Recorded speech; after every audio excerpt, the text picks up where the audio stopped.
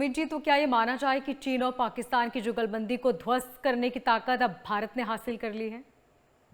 देखिए, ये जो पीछे बात हुई थी, जो चाइनीज एयरफोर्स का चीफ पाकिस्तान गया था, टर्की का मैंने आपको बोला था भाई, विदेश मंत्री आया था, टर्की का हम्म। डिफेंस मिनिस्टर आया था।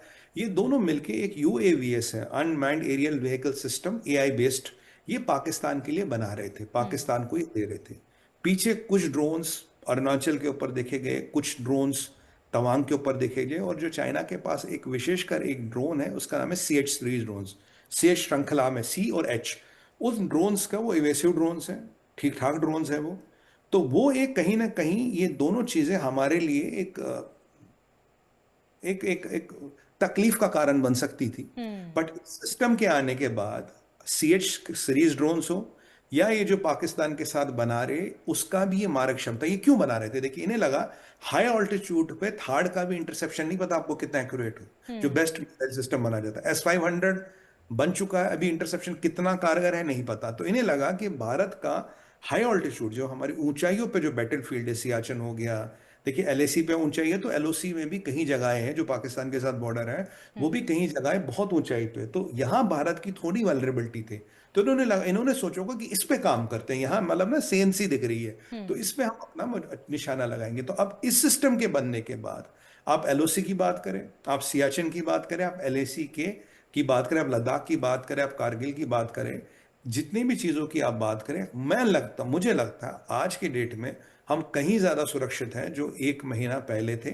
और आकाश तीर में, कहते हैं ना इंग्लिश में, फेदर इन द कैप, एक और बहुत बड़ा कीर्तिमान हमने अचीव किया। और कहीं ना कहीं जो आपका विशेष प्रश्न था मोनिका जी, हम्म। कि पाकिस्तान को और चाइना को और उनकी जुगलबंदी को, इंक्लूडिंग टर्की, उन टर्की के साथ जो है, उनको भी हमने एक करारा जवाब दिया है। क्योंकि याद रखिए, दुनिया में किसी का वेरीफाइड इंटरसेप्शन नहीं है 15,000 फीट पे, कोई दिखा नहीं पाया। क्लेम तो आप बहुत कुछ करिएगा जी कागजों पे, हमने दो दो करके दिखाए हैं जी, दो दो 100% इंटरसेप्शन। और भारतीय सेना करी बहुत जल्दी इसको हम इंटरसेप्ट अपने यहाँ, मतलब अपने जो भी हाई ऑल्टीट्यूड हमारे वॉर थिएटर्स हम उनको उसमें डालेंगे। और हम्म। हम हमारा DRDO एक चीज बना रहा है जी, दैट इज कॉल्ड ऑपरेशन, मतलब ऑपरेशन का नाम छोड़िए, वो शायद ना बताना चाहिए। उसमें एक ऑपरेशन में ये होगा कि हाई ऑल्टीट्यूड, हर ऑल्टीट्यूड के लिए, रेगिस्तान के लिए कुछ, समुद्र के लिए कुछ, हम्म। लद्दाख के लिए कुछ, कश्मीर के लिए कुछ, और तवांग के लिए कुछ, ऐसी किट्स बनेंगी हम्म। जिसमें कई सारे शस्त्रों का एक समावेश होगा। वो kits as it is deploy की जाएंगी उन यूनिट्स को। तो इसमें आपकी यूनिट लेवल पे, कमांड लेवल पे, ब्रिगेड लेवल पे जो सेना का मनोबल बढ़ता है, हम्म। वो अतुलनीय है। वैसे भी परले तो हमने चाइना के अगेंस्ट डिप्लॉय कर ही रखे हैं। तो धीरे धीरे हम जो अपनी क्षमताएं बढ़ा रहे हैं, और देखिए सिंदूर के बाद भी या नहीं भी, हमारे यहाँ मिसाइलें मोदी जी जब से आए हैं दर्जनों के भाव से टेस्ट हो रही है।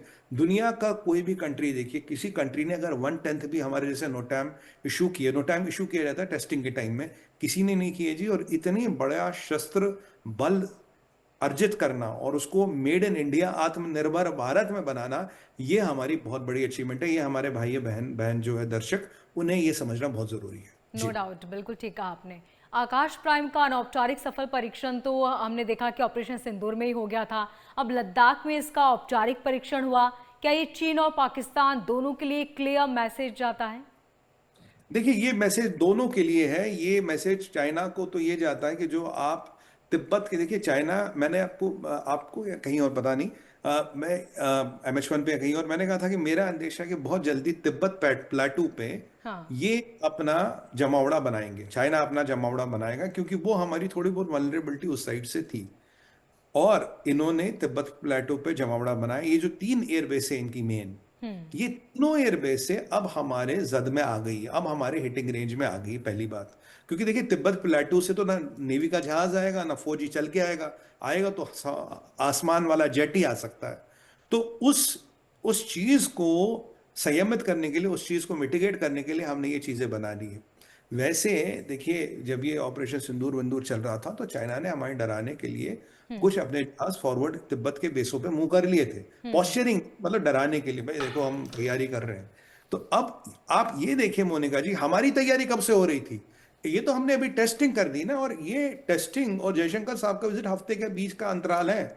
ये जयशंकर साहब का विजिट है, हफ्ते बाद हमने ये दिखा दिया। तो हमने यहाँ तो उनके, जो उनके हाथ पैर थे ये आतंकवादी, ये इनको निपटाया, इनके कैंपों को, इनके एसेट्स को निपटाया, और यहाँ तुम्हें डायरेक्ट मारने या तुम्हें डायरेक्ट ठोकने का, तुम्हारी एयर बेसिस को ध्वस्त करने की शक्ति। और अगर विश्वास ना हो तो हमारी मारक क्षमता पे नूर खान देख लो, ये मियाँ वाली देख लो, कनेरी हिल्स देख लो, अस्करडू, मतलब जो, मतलब अस्करडू तो नहीं, जो भी पाकिस्तान की एयर बेसिस हमने बर्बाद की है वो जाके तुम देख लो, और तुम्हें उसका, हमारा, आपका, हमारी मारक शक्ति का कीर्तिमान मिल जाएगा। ये तो थी मैसेज चाइना को, और पाकिस्तान को भी ये मैसेज थी कि अगर तुम्हें लगता है HQ9 लेके या J35 की जो बातें हो रही है, अगर वो लेके तुम्हें लगता है कि तुम अभेद्य हो गए हो, तुम्हें लगता है कि हमारे पास कोई अस्त्र शस्त्र नहीं, अगर तुम्हें कल को लगता है कि तुम अपने जहाज तिब्बत से उड़ाओगे, या तिब्बत को लगता है मैं अपने जहाज POJ से उड़ाऊंगा और भारत की सुरक्षा व्यवस्था को भेद पाऊंगा, क्योंकि एक हमेशा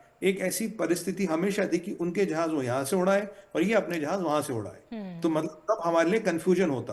तो अब जब से प्रभु की अनुकंपा है, जब से ये हमारा मिसाइल बन गए हैं, और भी बहुत सी चीजें बन रही है मोनिका जी, जिन जब गवर्नमेंट उसका उल्लेख करेगी, बहुत सी चीजें बन रही है जिनके बारे में मुझे ठीक ठाक आइडिया, पर अभी वो पब्लिक राष्ट्रीय सुरक्षा के विषय हैं। जब वो पब्लिक डोमेन में आएंगे तब उन पर बात करेंगे, विस्तार से बात करेंगे, और इनको जरा देश के गद्दारों को, चाइना के यारों को और पाकिस्तान के यारों को समझाएंगे। एक बार मोदी जी ने कहा था अभी कुछ दिन पहले, हम ऐसे शस्त्र बनाएंगे कि दुनिया ना देखती रह जाएगी।